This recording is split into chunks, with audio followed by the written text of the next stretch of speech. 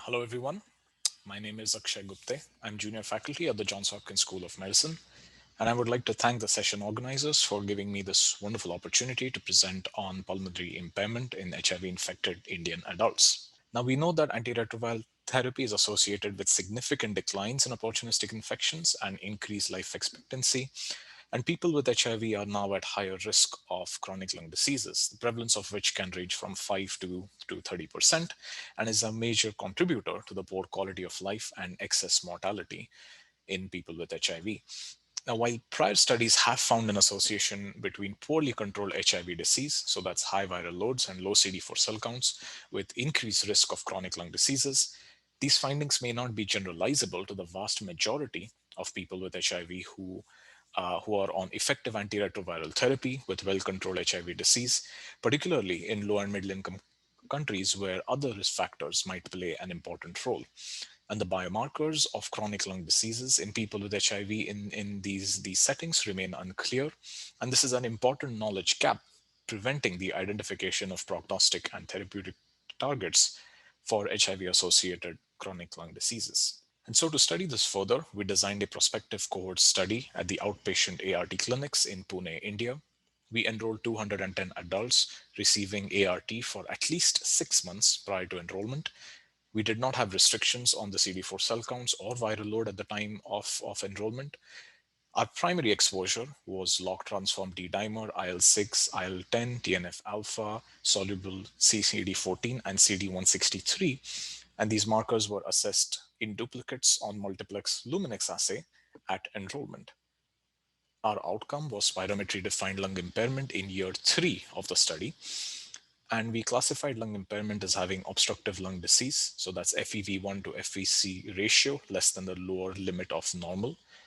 A restrictive spirometry pattern defined as having FVC less than the lower limit of normal among individuals without obstructive lung disease. And we also looked at lung function as a continuous outcome, where we standardized FEV1 and FVC according to Z scores based on reference equations from healthy Indian adults. About 7% of our cohort had obstructive lung disease in year 3. Nearly half of our cohort had a restrictive spirometric pattern. And the median CD4 cell count at enrollment was 475, and 20% of our cohort had a detectable viral load at enrollment. So, in terms of markers of HIV disease, this is a cohort with relatively well controlled HIV disease at enrollment. And after adjusting for confounders, including a history of TB, biomass fuel use, and smoking, we did not find a significant association between CD4 cell counts or viral load assessed as time varying exposures during the 3 years prior to spirometry assessment with subsequent obstructive or restrictive lung disease in year 3.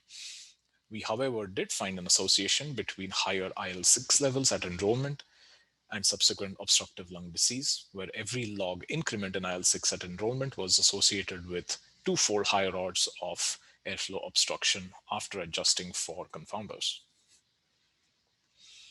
When we looked at FEV1 and FVC as continuous outcomes, after adjusting for confounders, including the duration of ART and CD4 cell counts at viral load as time varying exposures during the 3 years prior to spirometry, we found that higher IL-6 at enrollment was associated with lower FEV1 in year 3, while higher D-dimer at enrollment was associated with lower FEV1 and FVC in year 3 in our cohort.